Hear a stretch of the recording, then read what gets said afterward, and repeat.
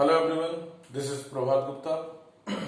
आज हम एक बहुत ही इंपॉर्टेंट टॉपिक डिस्कस करेंगे, energy stored in a capacitor. That is the topic of chapter number 2, class 12th, electrostatic potential and capacitance. Potential and capacitance. देखिए, यहां पर हमें सबसे पहले ये पता करना है कि what is capacitor. Capacitor is a device that is used to store the charge and electrical energy. तो ठीक है, अब तक के हमने डिस्कशन से ये सीख लिया कि कैपेसिटर अपने अंदर चार्ज स्टोर करता है। अब हमें ये देखना है कि ये अपने अंदर एनर्जी कैसे स्टोर करता है। तो आज का टॉपिक है energy stored in a capacitor. Okay, तो देखिए, हमारे पास एक कैपेसिटर है जिसकी दो प्लेट है। एक प्लेट को नाम दिया फर्स्ट प्लेट 1 और दूसरे को हमने नाम दे दिया 2। ओके, नाउ अगर हम इसे कनेक्ट करें किसी भी सेल की किसी भी बैटरी के पॉजिटिव टर्मिनल से, फर्स्ट को कनेक्ट करें, सेकंड को नेगेटिव प्लेट से कनेक्ट करें। इन दैट केस इस पर कुछ पॉजिटिव चार्ज आ जाएगा और इस पर नेगेटिव चार्ज आ जाएगा, उतना ही। ओके, मान लीजिए किसी भी एक कंडीशन, कोई भी एक कंडीशन लेते हैं जहां पर एक किसी भी इंस्टेंट पर हम ये देखते हैं कि इस कैपेसिटर की प्लेट के बीच में एक चार्ज आया है, दैट इज क्यू डैश। यहां पर प्लस क्यू डैश, तो इसी का अपोजिट होगा minus Q dash. Okay, charge transferred from second plate to first plate. But second plate जो है आपकी नेगेटिव पोटेंशियल पर है और पॉजिटिव प्लेट पर है पॉजिटिव पोटेंशियल है आपका फर्स्ट प्लेट पर। तो चार्ज को विट बाय विट सेकंड प्लेट से फर्स्ट प्लेट तक जाने में कुछ वर्क करना पड़ेगा। मान लीजिए वो 1 बिट ऑफ चार्ज है आपकी डी क्यू डैश। ये ट्रांसफर हो रही है सेकंड प्लेट से फर्स्ट प्लेट पर, तो चार्ज को कुछ वर्क करना पड़ेगा। यही वर्क इस कैपेसिटर सिस्टम में इलेक्ट्रिकल पोटेंशियल एनर्जी की फॉर्म में स्टोर हो जाएगा। तो चलिए, now the potential difference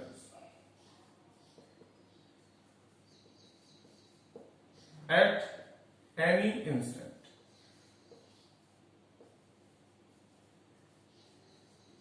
between the capacitor plate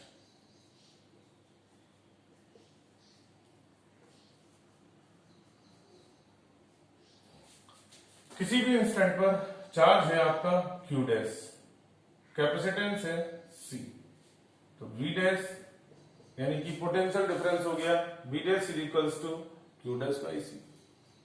okay, bit by bit transfer किया जा रहा है तो हमें कुछ वर्क करना पड़ रहा है। तो वर्क जो है वो हम निकाल सकते हैं। Now the work done by the charge dq dash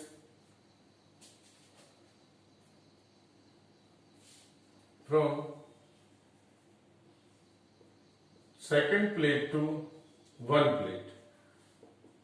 second plate से 1 प्लेट तक जाने में जो वर्क किया जा रहा है, मान लीजिए वो वर्क बहुत ही स्मॉल है, that is dw। dw is equals to potential difference v dash, charge is dq। ओके, नाउ बी डैश की वैल्यू पुट कर देते हैं, this is Q dash upon C, this is Q dash. तो अब देखिए यहां पर क्या है कि हमने छोटा सा charge D Q dash second plate से फर्स्ट प्लेट तक ट्रांसफर किया। ऐसे ही आपके पास बिट बाई बिट सारा का सारा चार्ज जो है यहां से यहां ट्रांसफर हो जाएगा, और फाइनली जब कैपेसिटर फुल्ली चार्ज हो जाएगा तो हम ये कहते हैं, मान लीजिए इस पर चार्ज आ गया कितना Q, इस पर चार्ज कितना आ गया Q, तो उस समय पर हमें टोटल वर्क निकालना है। तो टोटल वर्क कैसे निकलेगा, टोटल वर्क डन बाई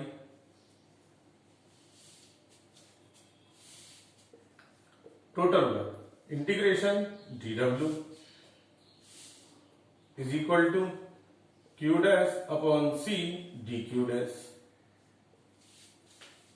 ना अब हमारे पास टोटल चार्ज कितना आ गया कैपेसिटर प्लेट के बीच में, इस पर हो गया Q प्लस Q और इस पर हो गया minus Q, plus plus plus minus minus minus minus, ये चार्ज हो गया। अब हमें देखना है कि पहले कितना चार्ज था जब ये बिल्कुल डिस्चार्ज था, चार्ज था जीरो, और फाइनली चार्ज कितना आ गया Q।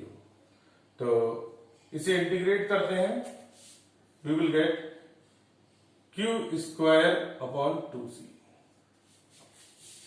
अब ये वर्क कहां गया, अब हमें ये देखना है कि ये जो वर्क किया है सेकंड प्लेट के चार्ज ने फर्स्ट प्लेट तक आने में, तो ये वर्क किस फॉर्म में गया, ये वर्क इसी कैपेसिटर सिस्टम में इलेक्ट्रिकल पोटेंशियल एनर्जी की फॉर्म में स्टोर हो गया।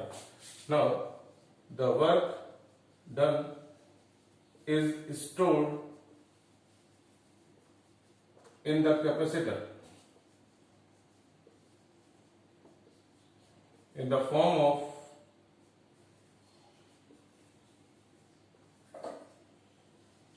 electrical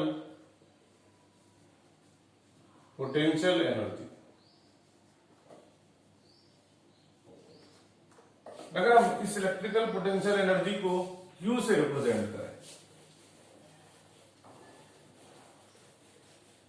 इलेक्ट्रिकल पोटेंशियल एनर्जी को U से रिप्रेजेंट करें, then U is equals to Q square over 2C। अब इसकी कुछ और फॉर्म में निकाली जा सकती है, जैसे कि अगर हम पुट करें Q is equals to CV, तो CV का होल स्क्वायर अपॉन 2C, तो एक दूसरा फार्मूला आ जाएगा आपके पास हाफ CV स्क्वायर। तो एक तो ये फॉर्म हो गई, एक दूसरी ये फॉर्म हो गई, और रख लीजिए C is equals to QY भी रख लीजिए, तो इसकी एक और फॉर्म आ जाएगी हाफ QB। ठीक है, फार्मूला एक ही है, जैसे यहां पर Q is equals to CV रखा हमने, since Q is equals to CV, ठीक है, ऐसे ही यहां पर सिंस इसी फार्मूले में B is equals to Q upon C रखिए, तो ये थर्ड फॉर्म आ गई आपके पास।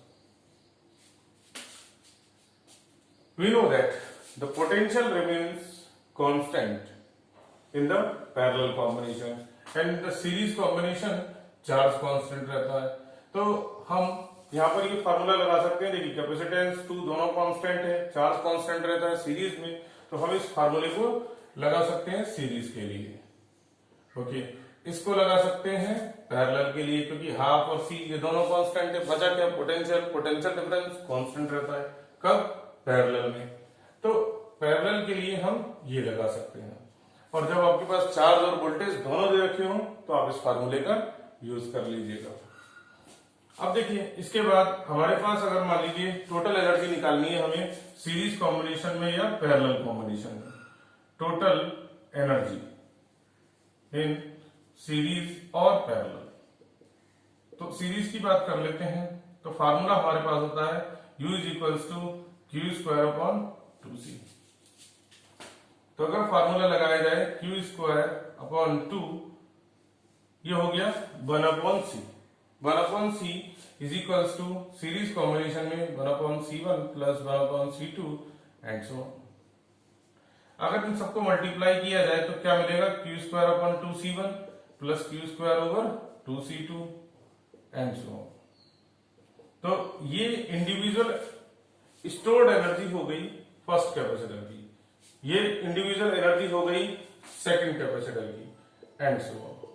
तो हम क्या कर सकते हैं, टोटल एनर्जी निकाल सकते हैं सीरीज कॉम्बिनेशन में सबको ऐड करके। ओके, तो ये फार्मूला हमारा ये आ गया। अब हम देखेंगे कि क्या पैरेलल का फार्मूला इससे कुछ डिफर आता है।